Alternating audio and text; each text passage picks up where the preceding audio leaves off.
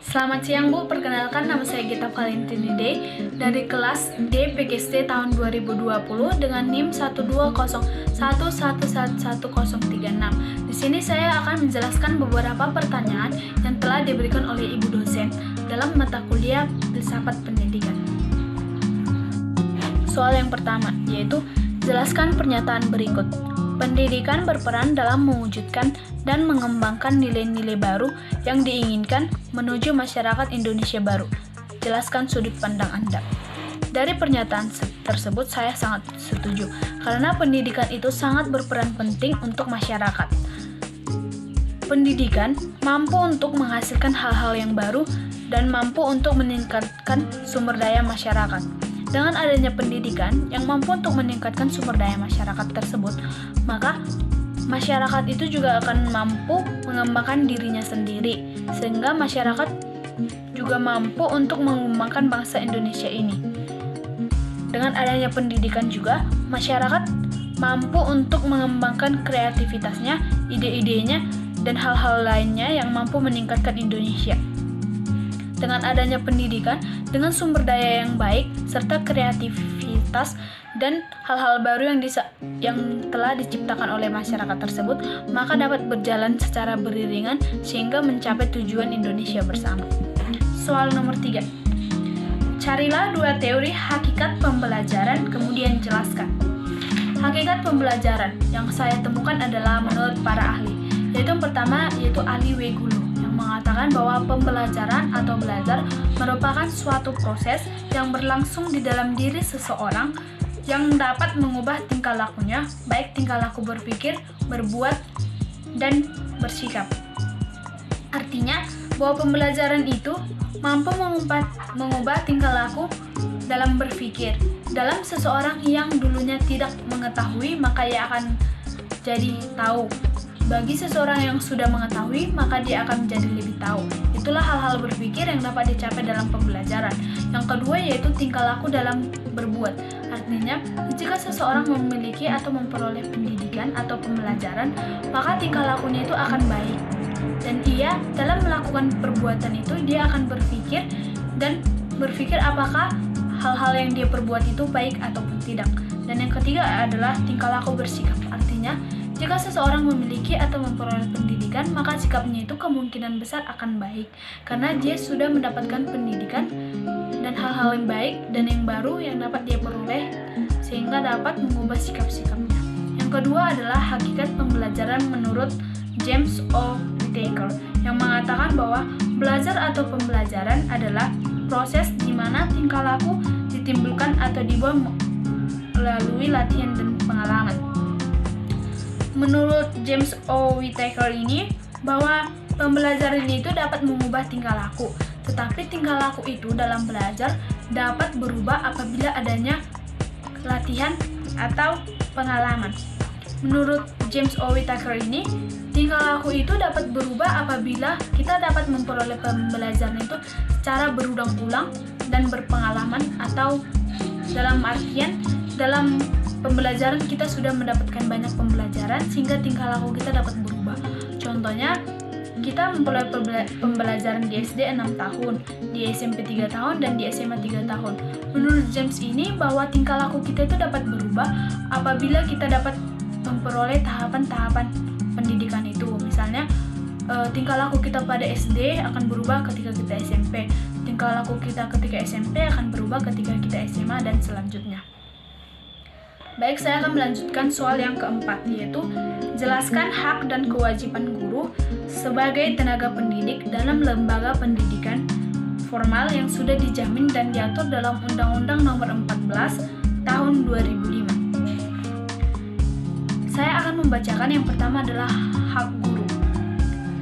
Hak guru ini sama dengan hak guru dan dosen. Yang pertama yaitu memperoleh penghasilan di atas kebutuhan hidup minimal dan jaminan kesejahteraan tersebut. Yang kedua yaitu mendapatkan promosi dan penghargaan sesuai dengan tugas dan prestasi kerja. Yang ketiga yaitu memperoleh perlindungan dalam melaksanakan tugas dan hak atas kekayaan intelektual. Dan yang keempat, memperoleh kesempatan untuk meningkatkan kompetensi. Yang kelima, memperoleh dan memanfaatkan sarana dan prasarana pembelajaran untuk menunjang kelancaran tugas keprofesionalan. Yang keenam, memperoleh rasa aman dan jaminan keselamatan dalam melaksanakan tugas. Dan yang ketujuh, memiliki kebebasan untuk berserikat dalam organisasi profesi. Yang kedelapan, memperoleh kesempatan untuk mengembangkan dan meningkatkan kualifikasi akademik dan kompetensi diri. Dan yang terakhir, memperoleh pelatihan dan pengembangan profesi dalam bidangnya. Saya akan menjelaskan satu dari hak guru ini. Yang pertama yaitu memperoleh penghasilan di atas kebutuhan hidup minimal dan jaminan kesejahteraan tersebut. Artinya bahwa guru ataupun dosen itu berhak untuk mendapatkan biaya ataupun seperti gaji dari hasil jerih payahnya ketika dia belajar. Dengan adanya gaji maupun upah itu, maka ia dapat menjamin kesejahteraan hidupnya. Dan yang kedua yaitu mendapatkan promosi dan penghargaan sesuai dengan tugas dan prestasi kerja. Artinya apabila seorang guru maupun dosen memiliki prestasi, segudang prestasi atau dapat menorehkan prestasi dalam suatu instansi pendidikan, maka ia berhak untuk mendapatkan prestasi maupun seperti penghargaan maupun promosi. Contohnya, apabila seorang dosen maupun guru dapat memberikan penghargaan dalam suatu instansi pendidikan, maka ia berhak untuk mendapatkan penghargaan dari seperti kepala sekolah, dinas pendidikan, dan lain-lain. Yang ketiga yaitu memperoleh perlindungan dan melaksanakan tugas dan hak atas kekayaan intelektual. Artinya, seorang guru itu haruslah memiliki perlindungan agar ia mampu untuk melaksanakan tugasnya. Dan guru itu memiliki hak untuk memperluas maupun menambah wawasannya untuk menambah intelektualnya. Dan yang keempat yaitu memperoleh kesempatan untuk meningkatkan kompetensi. Artinya guru itu apabila ia sudah menjadi guru, maka ia tidak akan berhenti untuk belajar. Guru memiliki hak untuk menambah wawasannya, menambahkan kompetensinya agar ia menjadi lebih baik dan memiliki wawasan yang lebih tinggi lagi. Dan yang kelima yaitu memperoleh dan memanfaatkan sarana prasarana pembelajaran untuk menunjang kelancaran tugas keprofesionalan. Artinya, apabila dalam suatu instansi maupun pendidikan, sekolah itu memiliki prasarana atau sarana, maka guru berhak untuk menggunakannya untuk belajar. Contohnya, apabila dalam sekolah itu ada infokus, lab, dan lain-lain, maka guru berhak untuk menggunakannya dalam proses pembelajaran. Yang keenam, memperoleh rasa aman dan jaminan keselamatan dalam melaksanakan tugas. Artinya, guru itu memiliki hak agar dia merasa aman dan aman ketika dia mengajar maupun bekerja. Tidak ada ancaman, contohnya dia dipaksa maupun dipaksa dalam belajar. Yang ketujuh yaitu memiliki kebebasan untuk berserikat dalam organisasi profesi. Artinya setiap guru itu memiliki hak untuk bebas dalam memilih organisasi yang ia ingin masuki tanpa ada halangan maupun hal-hal yang memaksanya. Yang kedelapan yaitu memperoleh kesempatan untuk mengembangkan dan meningkatkan kualifikasi akademik dan kompetensi. Artinya guru-guru itu memiliki hak untuk mampu meningkatkan kualifikasi kompetensinya. Contohnya, apabila dia memiliki bidang dalam IPA, maka ia berhak untuk meningkatkan bidangnya tersebut. Dia mampu untuk mengembangkan kualifikasi akademiknya itu. Seperti contohnya tadi, dia bidang IPA, maka ia mampu untuk meningkatkan bidang IPA tersebut. Dan yang terakhir yaitu memperoleh pelatihan dan pengembangan profesi dalam bidangnya. Artinya, guru itu apabila dia sudah menjadi guru, tidak kecil kemungkinan dia untuk mampu melakukan pelatihan, mampu untuk mengembangkan profesinya. Contohnya, guru itu memiliki hak agar dia mampu mengembangkan profesinya menjadi guru. Dia berhak untuk mendapatkan pelatihan agar ia mampu meningkatkan tanggung jawabnya maupun kompetensinya menjadi guru. Saya akan menjelaskan kewajiban guru.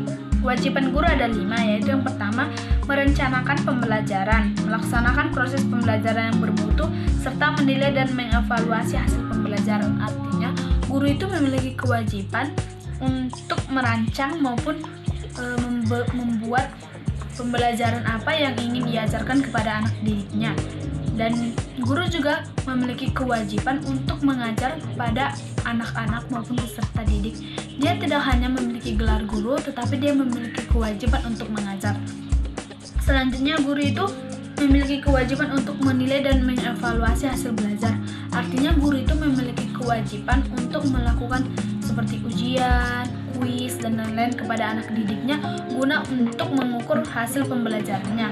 Yang kedua, kewajiban guru yaitu meningkatkan dan mengembangkan kualifikasi akademik dan kompetensi secara berkelanjutan sejalan dengan perkembangan ilmu pengetahuan, teknologi, dan seni.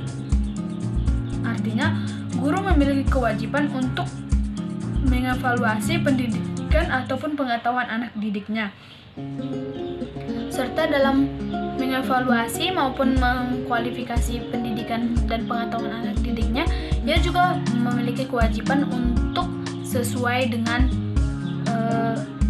ilmu pengetahuan, teknologi, dan seni. Ia memiliki kewajiban untuk menggunakan tersebut. Dan yang ketiga, kewajiban guru yaitu bertindak objektif dan tidak diskriminatif atas dasar pertimbangan jenis kelamin, agama, suku, dan kondisi fisik tertentu, atau latar belakang keluarga dan status sosial ekonomi peserta didik dalam pembelajaran. Artinya, guru itu memiliki kewajiban tidak membeda-bedakan anak didiknya, baik itu seperti ras, agama, dan lain-lain. Contohnya, apabila gurunya itu memiliki suku Batak, maka ia akan lebih menyayangi atau lebih menyukai anak-anak yang suku Batak. Maka itu tidak baik, karena kewajiban guru itu adalah mampu menerima serta mengajarkan anak didiknya tanpa membeda-bedakan ras, suku, fisik, maupun latar belakang ekonomi keluarganya. Yang keempat yaitu menjunjung tinggi peraturan perundang-undangan, hukum, kode etik guru, serta nilai-nilai agama dan etika. Artinya, guru itu memiliki kewajiban harus sesuai dengan aturan, kode etik guru, serta nilai agama dan etika. Jangan ketika ia menjadi guru maka ia suka-suka hati atau tidak sesuai dengan peraturan, karena guru itu adalah digugu dan ditiru oleh anak didiknya. Dan yang kelima adalah kewajiban guru memelihara dan memupuk persatuan dan kesatuan bangsa. Artinya, guru harus mengajarkan anak didiknya untuk bersatu, saling menghargai, toleransi, dan lain-lain guna untuk meningkatkan dan mewujudkan persatuan dan kesatuan bangsa. Sekian yang dapat saya jelaskan. Terima kasih.